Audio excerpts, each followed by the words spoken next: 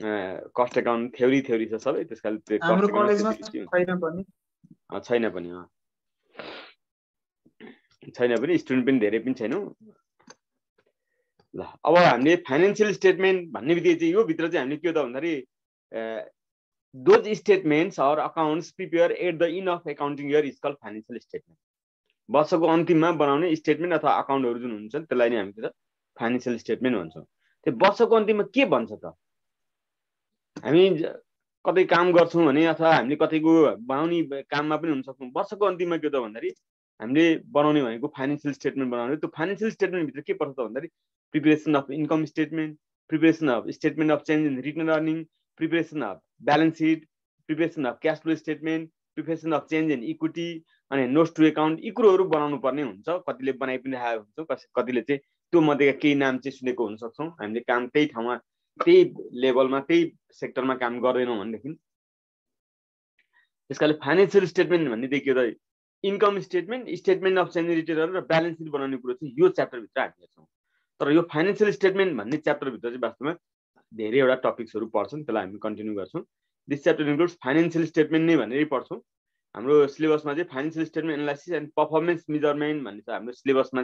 First च्याप्टरको नाम चाहिँ त्यो फर्स्ट च्याप्टरलाई चाहिँ मैले ब्रेकडाउन गरेको छु। फाइनेन्शियल स्टेटमेन्ट अनि क्यास फ्लो स्टेटमेन्ट र क्यास फ्लो एनालाइसिस अनि रेसियो एनालाइसिस अनि त्यो रेसियो एनालाइसिस भित्रै भ्यालु एडेड एनालाइसिस पनि पढ्नुपर्छ हो। यी च्याप्टरहरू चाहिँ हामी छुट्टा छुट्टै च्याप्टरमा पढ्छौँ। अहिले हामीले हेर्न लागेको चाहिँ त्यो भित्रको चाहिँ फाइनेन्शियल स्टेटमेन्ट मात्रै हो। किनभने हाम्रो च्याप्टरको नाम नै फाइनेन्शियल स्टेटमेन्टलाई एनालाइसिस गर्ने। फाइनेन्शियल स्टेटमेन्ट एनालाइसिस गर्न त के त फाइनेन्शियल स्टेटमेन्ट भने के हो, त्यो कसरी बन्छ भन्ने कुरो चाहिँ हामी पहिले थाहा पाउँछौँ। अनि त्यसपछि हामी फाइनेन्शियल स्टेटमेन्ट एनालाइसिस कसरी गर्ने भन्ने कुरो चाहिँ यो क्यास फ्लो रेसियोमा छ। र त्यो एनालाइसिस चाहिँ किन गर्नु पर्छ त भन्दाखेरि म्यानेजमेन्टको अथवा इम्प्लोइहरूको अथवा प्रोडक्सन प्रोसेसको पर्फर्मेन्स मेजर गर्नलाई। त्यसकाले त्यो कामको लागि चाहिँ हामीले अहिले हेर्ने च्याप्टर भने चाहिँ फाइनेन्शियल स्टेटमेन्ट। फाइनेन्शियल स्टेटमेन्ट भन्ने चाहिँ के रहेछ त,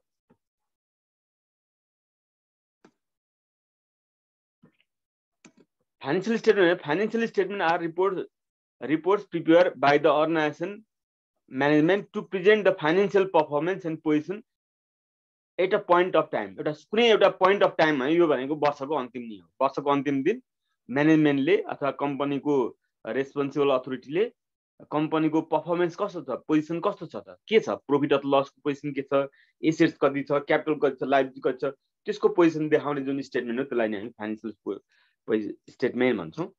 and general purpose set of financial statement usually includes. अब जेनरल पर्पज भने मेनली नर्मल्ली के बन्छ त फाइनेन्शियल स्टेटमेन्टमा के बन्छ भन्ने कुरोमा चाहिँ ब्यालेन्स सिट बन्छ, इन्कम स्टेटमेन्ट बन्छ, statement of change in equity बन्छ, क्यास फ्लो स्टेटमेन्ट बन्छ अनि accounting policy and explanatory notes भन्छ। यो भनेको चाहिँ हाम्रो फाइनेन्शियल स्टेटमेन्ट भित्रको थ्योरिटिकल पार्ट हो। हामीले यो अकाउन्टहरू यसरी गरेका छौँ भन्ने कुरो। अरू सबै के त फाइनेन्शियल स्टेटमेन्ट भित्रको न्युमेरिकल पार्ट हो। र balance seat, income statement, statement of change in equity चाहिँ हामीले पहिले पनि पढेकै हो, क्यास फ्लो स्टेटमेन्ट पढेकै हो। र त्यसमा चाहिँ ब्यालेन्स सिटलाई ब्यालेन्स सिट नै भन्छ अथवा यहाँ पोजिसन स्टेटमेन्ट पनि भन्छ, यसलाई चाहिँ ब्यालेन्स सिटलाई अहिले हामी डिटेलमा हेर्छौँ। इन्कम स्टेटमेन्ट चाहिँ ट्रेडिङ र पिएल एकाउन्टको कम्बिनेसन हो। अनि statement of change in return earning चाहिँ ट्रेडिसनल वेमा हामीले पहिले पढ्दाखेरि पिएल एप्रोप्रिएसन एकाउन्टमा पनि पढेको हुनसक्छ। त्यही कुरो हामीले यहाँ बनाउँछौँ, तर फर्मेट फरक हुन्छ। बनाउने बेसिक मोडलहरू त्यही नै हो, बेसिक प्रिन्सिपल भने त्यही नै हो। त्यसकाले त्यहाँका कुराहरू कतिको याद छ, अब केही छ पनि होला, केही नभएको कुरा अहिले हामी डिस्कस गरिरहेको ती कुरोहरू फेरि थाहा हुँदै पनि जान्छ, छलफल गर्छौँ। ल त्यसपछि फाइनेन्शियल स्टेटमेन्ट भने के त, statements or reports prepare at the end of accounting year. वर्षको अन्तिममा एउटा certain period of point of टाइममा हुन्छ, त्यो पोइन्ट अफ टाइममा वर्षको अन्तिम नै हो। कहिलेकाहीँ चाहिँ के त भन्दाखेरि वर्ष सकिनु अगाडि नै यदि कुनै बिजनेस फर्म चाहिँ सटडाउन हुनेछ, बन्द हुनेछ भने त्यस्तो अवस्था त्यो बन्द भएको डेटमा पनि बनाउनु पर्ने हुनसक्छ।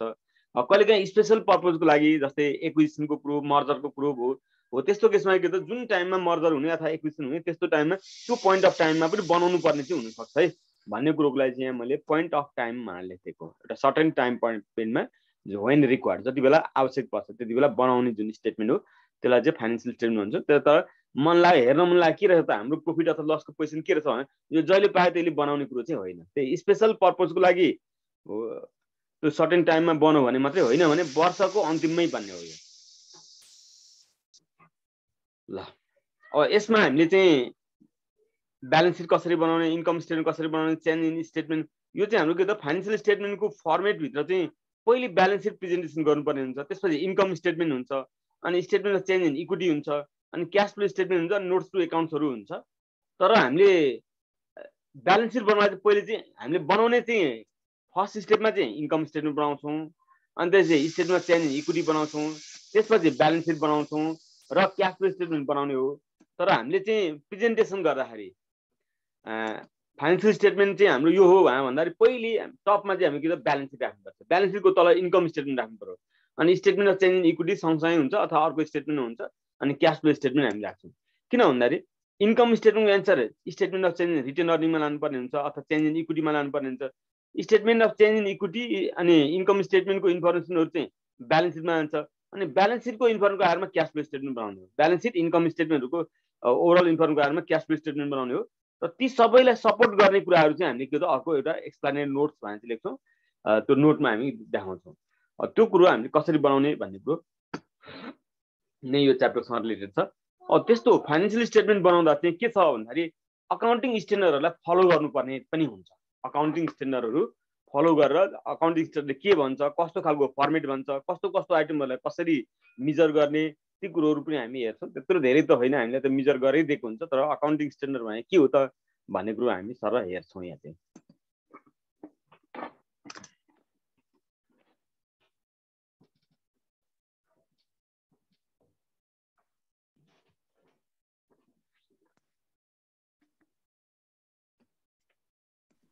सर यो हामीले पछि रेकर्डिङ पाइन्छ है?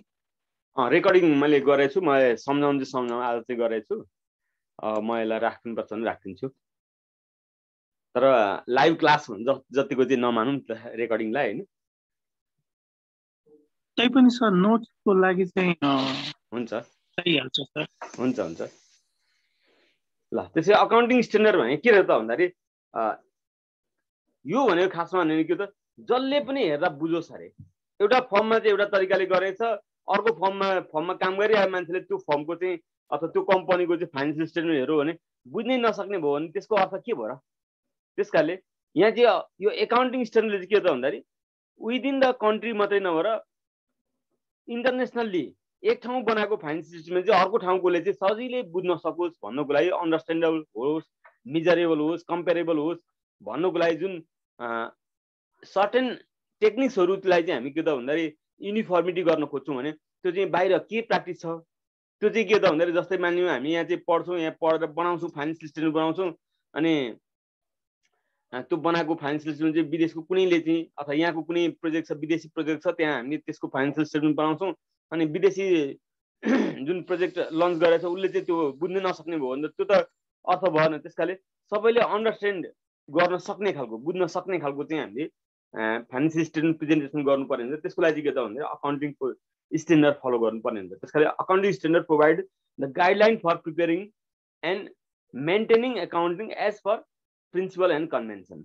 अकाउन्टिङका सर्टेन प्रिन्सिपलहरू र कन्भेन्सनहरू हुन्छन्, त्यो प्रिन्सिपल एन्ड कन्भेन्सनहरूलाई फलो गरेर र सर्टेन गाइडलाइनहरू हुन्छन्, यो यसरी गर्ने, यस्तो गर्ने, स्टक भ्यालुएसन कसरी गर्ने, कस्ट प्राइस र मार्केट प्राइस ती कुरोहरू, अथवा इन्ट्रेस्टलाई कति बेला रियलाइज गर्ने, एसेट्सहरूको भ्यालुएसन कसरी गर्ने, डिप्सन कसरी चार्ज गर्ने भन्ने कुरो धेरै कुरोहरू आएको छ। हुन त हामीले यहाँनिर अहिले पढ्दाखेरि त त्यत्र सबै कुरोहरू त आउँदैन, तर हामीले प्र्याक्टिसमा त धेरै कुरोहरू चाहिँ के त चेन्ज हुँदै आएको छ। र गएको वर्षदेखि त 2077 को साउन 1 गतेदेखि त नेपालमा फुल्ली एनएफआरएस एप्लाई भएको छ। एनएफआरएस भनेको अहिले हामी हेर्छौँ, र त्यो भएकोले गर्दाखेरि कतिपय ठाउँमा प्र्याक्टिकल लाइफमा यो अकाउन्टकै सेक्टरमा काम गर्नेहरूलाई चाहिँ त्यसले अलिकति प्रब्लम पनि ल्याइदिएको छ, अर्थात् सबै बुझिसकेको छैन, जानिसकेको छैन भन्ने कुरो। There are 26 issue of accounting standard in Nepal. नेपालमा चाहिँ 26 वटा अकाउन्टसँग रिलेटेड स्ट्यान्डर्डहरू छन्, र accounting standard regulate and bring the recording and presenting monetary transaction in a common set of system so that all the stakeholders can understand and compare them competently भनेको के हो त भन्दाखेरि यो त्यसका युजरहरूले चाहिँ स्टेक होल्डर भने त्योसँग सरकारवालाहरूले चाहिँ के त भन्दाखेरि सहिलेसँग बुझ्न पनि सकुन् कम्पेयर गरेर हेर्न पनि सकौँ, ए यहाँ चाहिँ यस्तो रहेछ यस्तो रहेछ, यो यस्तो हो भनेर चाहिँ भनेर बुझ्न सकुन् भन्नको लागि चाहिँ युनिफर्मिटी फलो गर्नको लागि लागू गरिने जुन अकाउन्टका केही गाइडलाइन्सहरू, प्रिन्सिपलहरू अथवा कन्भेन्सनहरू जुन छन् त्यसलाई नै हामी के त अकाउन्टिङ स्ट्यान्डर्ड भन्छौँ। In case of Nepal, even though Nepal has accepted IFRS and IAS, Nepal has issued its own Nepalese accounting standard to localize them properly with which is called IFRS लाई हामी नेपालमा चाहिँ NFRS बनाएको छ। अब IFRS भने चाहिँ के हो त? इन्टरनेशनल फाइनान्शियल रिपोर्टिङ स्ट्यान्डर्ड भन्छ यसलाई।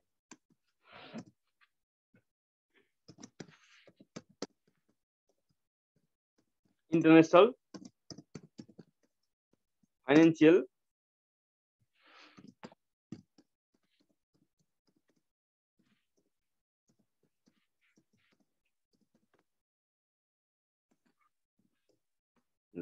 IFRS भनेको यो हो। अब यो NFRS भने चाहिँ इन्टरनेशनल ठाउँमा नेपाल हो, नेपाल फाइनान्शियल रिपोर्टिङ स्ट्यान्डर्ड। यो चाहिँ के छ भन्दाखेरि IFRS को मेम्बर, IFRS जहाँ जहाँ लागू भएको छ यो चाहिँ त्यसका मेम्बर कन्ट्रीहरूले चाहिँ त्यो IFRS लागू गर्ने भनेको छ, लागू गर्नुपर्ने भन्ने म्यान्डेटरी प्रोभिजन नै छ। त्यो हुँदाखेरि चाहिँ के त भन्दाखेरि जो त्यो IFRS को मेम्बर छन् तिनीहरूले के त आफ्नो कन्ट्रीमा एप्लाई गरेर त्यसलाई हुबहु नै एप्लाई गर्ने गरेछ। त्यसलाई लोकल केही ल्याङ्ग्वेजहरू होलान्, केही टर्महरू होलान् अथवा केही आइटमहरू होलान् जुन नेपालमा चाहिँ हुने अन्त नहुने त्यस्ता कुराहरूलाई चाहिँ डिफाइन गर्ने कुराहरूमा अलिकति फरक होला। त्योदेखि बाहेक चाहिँ NFRS भनेको IFRS को कपी पेस्ट नै हो। अनि त्यसैगरी IAS भने इन्टरनेसनल अडिटिङ स्ट्यान्डर्ड हो र यो इन्टरनेसनल अडिटिङ स्ट्यान्डर्ड चाहिँ नेपालले के त नेपाल अडिटिङ स्ट्यान्डर्ड बनाएको छ। त्यसकाले यो अकाउन्टिङ स्ट्यान्डर्ड हो, फाइनान्शियल रिपोर्टिङ स्ट्यान्डर्ड भनेको यो चाहिँ के त अडिटिङ स्ट्यान्डर्ड हो। त्यो फलो गरेर चाहिँ के त बुक्स अफ अकाउन्ट मेन्टेन गर्नुपर्छ भन्ने सिस्टम छ र ती कुरोहरूलाई पनि कन्सिडर गरेर कसरी हामी बनाउँछौँ भन्ने कुरो। जस्तै अहिले भर्खरै भन्यो नेपाल फाइनान्शियल रिपोर्टिङ स्ट्यान्डर्ड, त्यसलाई हामी NFRS भन्छौँ। त्यो भने के हो त? Nepal financial reporting standard NFRS are design as a common global language for business affairs so that company accounts are understandable and comparable within Nepal. होइन, नेपालभित्र चाहिँ के त भन्दाखेरि सबै संस्थाहरूमा चाहिँ एकै खालको हो नि त। एउटा संस्थामा काम गरिरहेको मान्छेले अर्को संस्थामा गयो भने त्यसको एकाउन्ट त बुझ्न सक्ने भयो नि त। त्यसकारण त्यस्तो होस्, अन्डरस्ट्यान्डेबल होस्, होइन। त्यसै गरी के हुनु कम्पेरेबल होस्, होइन। यहाँ यो भनेको यति रहेछ, यहाँ चाहिँ यति रहेछ, यसरी कम्पेयर गर्न सकिने होस्। त्यसले गर्दा के त भन्दाखेरि युजरहरूले त्यो इन्फर्मेसन चाहिँ सबैतिर एक रूपमा अथवा एकनासले चाहिँ बुझ्न सकुन् भन्ने यसको प्रयोजन हो। त्यसकाले NFRSले के गर्छ त भन्दाखेरि ती सबैलाई के त कमन एउटै चाहिँ गर्छ। यो चाहिँ के त भन्दाखेरि अकाउन्टको एउटा ल्याङ्ग्वेजको रूपमा पनि लिन्छु कि यो यसरी गर्नुपर्छ भने चाहिँ। जस्तै ABCDमा चाहिँ पहिले B लेखेर A लेख्ने भन्ने त चलन हुँदैन, होइन। त्यसै गरी यहाँ पनि के त अकाउन्टमा पनि के त के गर्ने भन्ने कुरोको चाहिँ के त एउटा सेट अफ रुल्सहरू हुन्छ यसमा अकाउन्टिङ स्ट्यान्डर्डमा। The rule to be follow by the accountants to maintain books of account which are comparable, understandable, reliable and relevant, हैन। कम्पेयर गर्न सक्ने पनि हुनु पर्यो, बुझ्न सक्ने पनि हुनु पर्यो, उपयुक्त पनि हुनु पर्यो, सान्दर्भिक पनि हुनु पर्यो, as per the users internal or external, हैन। संस्थाभित्रै पनि बुझ्न सक्ने हुनु पर्यो, बाहिर पनि हुन सक्नु पर्यो। The following are the components to be included in financial statement according to NFRS। अब NFRS चाहिँ हामीले बनाउने भनेको त ब्यालेन्स सिट जेनरली त्यसले भन्दैन, त्यसलाई चाहिँ पोजिसन स्टेटमेन्ट भन्छ अथवा स्टेटमेन्ट अफ फाइनान्शियल पोजिसन भन्ने गर्छ। त्यसै गरी इन्कम स्टेटमेन्ट अथवा स्टेटमेन्ट त्यसलाई चाहिँ NFRS चाहिँ statement of profit and loss भन्ने गर्छ। अहिले पहिले चाहिँ इन्कम स्टेटमेन्ट भनेको थियो, त्यसलाई चाहिँ NFRS अनुसार बनाएर चाहिँ statement of profit and loss लेख्नु भनेको हुन्छ। त्यसले statement of change in equity यो अहिले जस्तै हो, क्यास फ्लो स्टेटमेन्ट भयो। अनि notes comparing a summary of significant accounting policies and other explain notes भनेको छ। अब यो एकाउन्टिङ नोट्सहरू हो कसरी गर्ने भन्ने कुरो, त्यो कुरो पनि हामी हेर्छौँ। त्यसकाले अब NFRS अनुसार हामीले बनाउँदाखेरि के बनाउनु पर्यो? ब्यालेन्स सिट बनाउनु पर्ने रहेछ, इन्कम स्टेटमेन्ट बनाउनु छ, statement of change in equity बनाउनु पर्ने रहेछ र क्यास फ्लो स्टेटमेन्ट बनाउनु पर्ने रहेछ मेनली भन्ने कुरो। यो नोट्स टु एकाउन्ट चाहिँ हाम्रो के हो न्युमेरिकल केसमा त्यति खासै आउनु चाहिँ आउँदैन।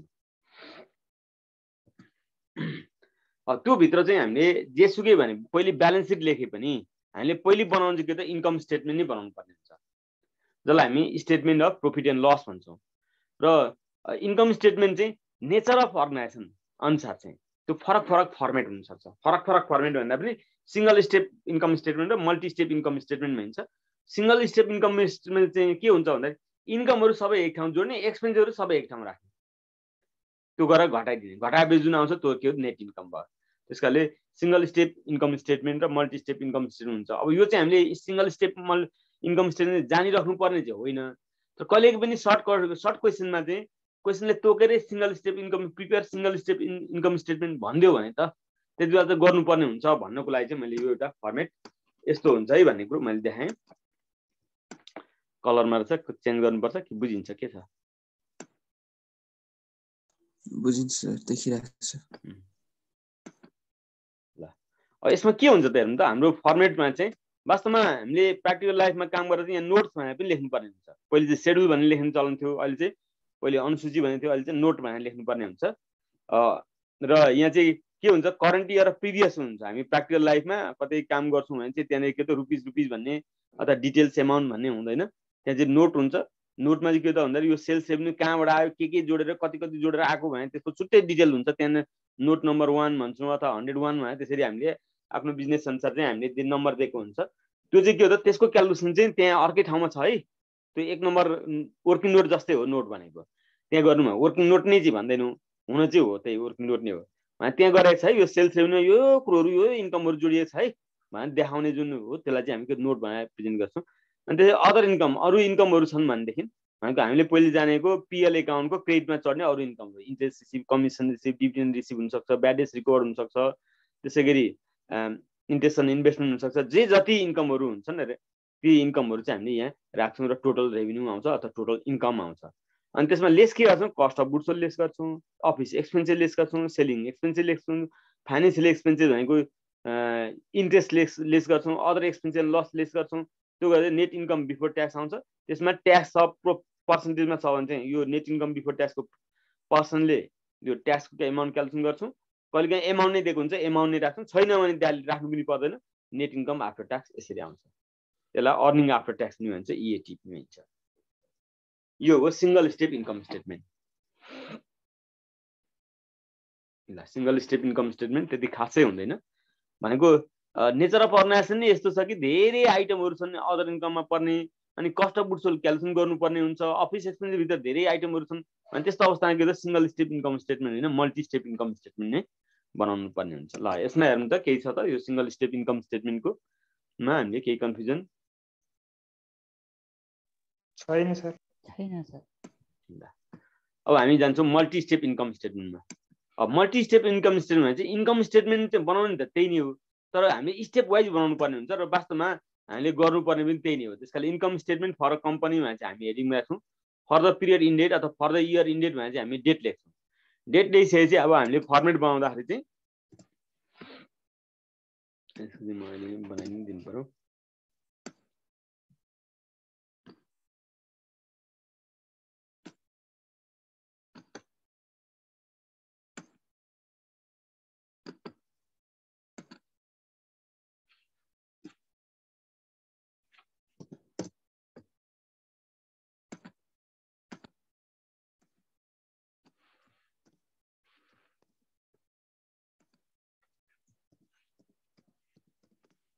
आइटम्स नोट्स यहाँ चाहिँ प्र्याक्टिकल लाइफमा चाहिँ करेन्ट इयर अनि प्रिभियस इयर भन्ने हुन्छ अथवा लास्ट इयर भन्ने हुन्छ प्र्याक्टिकल लाइफमा हामीले कतै काम गर्छौँ भने चाहिँ यस्तो खालको हुन्छ फाइनेन्सियल स्टेटमेन्टको फर्मेटमा चाहिँ त्यो कम्पेरेटिभ पनि हुने भयो नि त यो अघिल्लो वर्ष के थियो जस्तै सेल्स नै हेर्ने भने सेल्स अघिल्लो वर्ष के थियो यो वर्ष के थियो भने चाहिँ हेर्न सक्ने भयो तर हामीले बुकको प्रब्लमहरू गर्दा अथवा हामीले यहाँ चाहिँ हामीले पढ्ने सवालमा हामीले अकाउन्टमा चाहिँ यो नोट पनि खासै चाहिँदैन यो करेन्ट इयर र प्रिभियस इयर भन्ने पनि चाहिँदैन त्यो नचाहिने भएकोले यसलाई चाहिँ हामी के गरिदिन्छौँ भन्दाखेरि डिटेल्स रुपिस राख्छौँ अनि एमाउन्ट रुपिस राख्छौँ यसरी हामी गर्छौँ त्यसपछि सबभन्दा पहिले हामी के राख्छौँ सेल्स राख्छौँ सेल्समा चाहिँ यदि कहिलेकाहीँ सेल्स रेभेन्यू भन्न सक्छ कहिलेकाहीँ रेभेन्यू मात्रै पनि भनेको हुनसक्छ अलिक सानो हो ह्यान्ड राइटिङ त होइन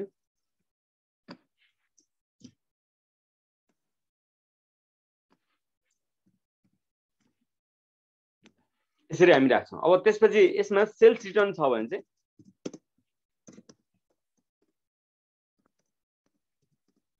सेल्स रिटर्न जसलाई हामी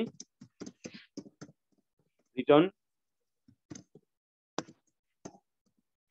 इनवर्स पनि भन्छौँ। जस्तै यसमा चाहिँ हामी के गर्छौँ भन्दाखेरि सेल्सलाई हामी यहाँ राख्छौँ, जसले मानिलियो 5 लाख रहेछ सेल्स। त्यसमा चाहिँ हामीले सेल्स रिटर्न रहेछ 10,000 रहेछ भने सेल्स रिटर्न 10,000 लाई हामी के गरिदिन्छौँ माइनस गरिदिन्छौँ। त्यो गरेर के आउँछ भन्दाखेरि नेट सेल्स आउँछ।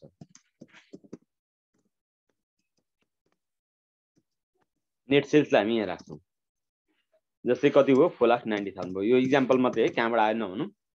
अब नेट सेल्स आइसकेपछि अब हामीले यसपछि गर्ने भने के हो त भन्दा लेस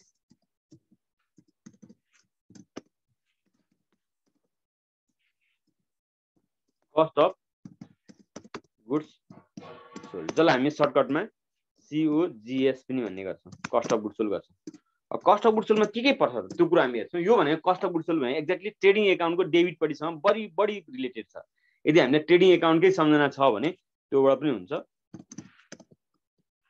ओपनिङ इन्भेन्ट्री अथवा ओपनिङ स्टक, त्यसपछि हामी एड गर्छौँ यसमा पर्चेज। अब पर्चेजमा यदि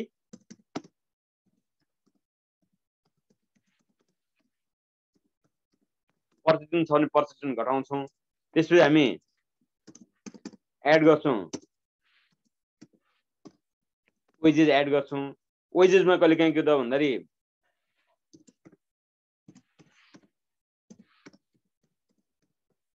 आउटस्ट्यान्डिङ हुनसक्छ, कहिले काहीँ प्रिपेडमा गर्नु हुनसक्छ। प्रिपेड छ भने माइनस गर्छौँ। यो गरेर चाहिँ हामी के गर्छौँ भन्दा त्यसको वेजेसको एमाउन्ट निकाल्छौँ।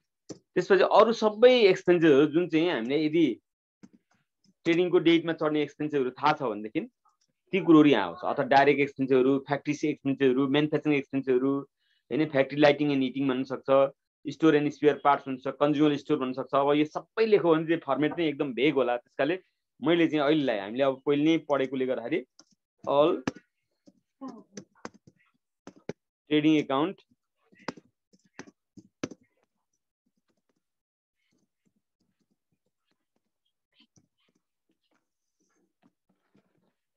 All trading account debit side expenses भनेको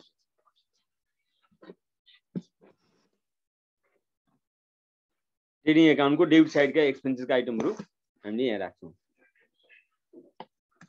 त्यो राखिसकेपछि हामीले लेस एउटा गर्नुपर्ने हुन्छ। के त भन्दाखेरि closing stock.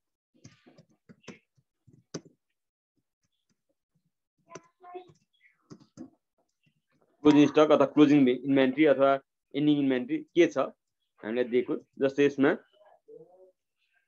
Cost of goods sold,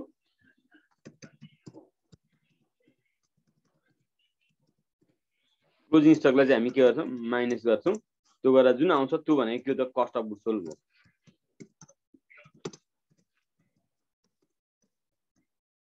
cost of goods sold भयो। सपोज यो मैले त्यो भित्रको सबैतिर मन लागिन, कस्ट अफ गुड्स सोल्डको एमाउन्ट चाहिँ आयो भने यो सबै जोड्ने, यो क्लोजिङ स्टक घटाएर जुन आउने एमाउन्ट चाहिँ मान्यो 2,45,000 रहेछ अरे सपोज गरेको मैले, आयो भने अब हामी के गर्छौँ भन्दाखेरि ग्रस मार्जिन गर्छौँ। ग्रस मार्जिन कसरी आउँछ? सेल्समा ग्रस प्रफिट घटाउँछौँ। जस्तै 4,90,000 मा 2,45,000 घटाउँछौँ। 2,40,000 50,000 नै गरेँ मैले। ल 4,90,000 मा 2,50,000 घटाउँछु। कति बाँकी रहन्छ त्यो ग्रस मार्जिन?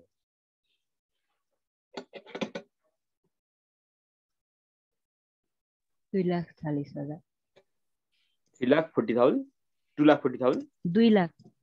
हजुर। अब यसपछि हामी के गर्छौँ भन्दा ग्रस मार्जिन आइसकेपछि हामी अब यो भनेको वास्तवमा पहिले हामीले पढेको चाहिँ ट्रेडिङ एकाउन्टको पार्ट चाहिँ सक्थ्यो। ट्रेडिङ एकाउन्ट बनाउँदा डेबिट र क्रेडिट गरेर हामीले गर्थ्यौँ। अब त्यति बेला यो क्लोजिङ स्टक चाहिँ क्रेडिटपट्टि जान्थ्यो। अब यहाँ चाहिँ हामी के हो त भन्दाखेरि हाम्रो यसै गरी बनाउनुपर्छ। यो पनि के हो त एउटा एकाउन्टिङ स्ट्यान्डर्ड नै हो, NFRS नै हो। ग्रस मार्जिन पछाडि अब हामी के गर्छौँ लेस अपरेटिङ एक्सपेन्सेस गर्छौँ।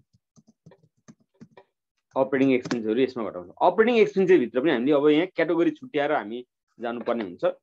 Office and administrative expenses, selling and distribution expenses, अब एनएफआरएस भनेपछि त्यो छुट्याउनै पर्छ, छुट्याउने मात्रै होइन, त्यो चाहिँ के त भन्दाखेरि अब यो selling and office and administrative expense के पर्छ नि, यहाँ लेख्ने नै होइन।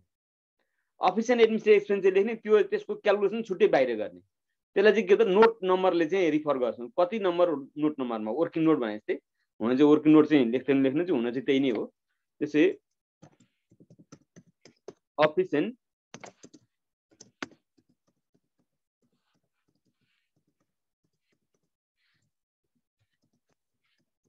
एनएफआरएस भनेन भने चाहिँ हामीले के त भन्दाखेरि यो अफिस एन्ड एडमिनिस्ट्रेटिभ एक्सपेन्स चाहिँ भने नि अफिस एन्ड एडमिनिस्ट्रेटिभ एक्सपेन्समा के पर्छ नि त त्यो कुरो यहाँ लेख्छौँ। जस्तै स्यालेरी पर्छ हैन, रेन्ट पर्छ, इन्सुरेन्स पर्छ, प्रिन्टिङ एन्ड स्टेसनरी होला,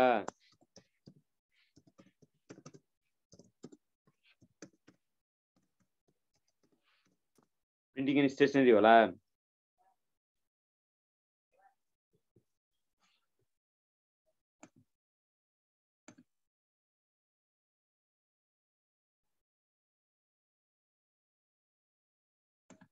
त्यसै गरी यसमा अरु के हुन सक्छ त, प्रिन्टिङ एन्ड स्टेसनरी। त्यसै गरी अब यो एउटा हेडिङको काम हामीले सक्यौं।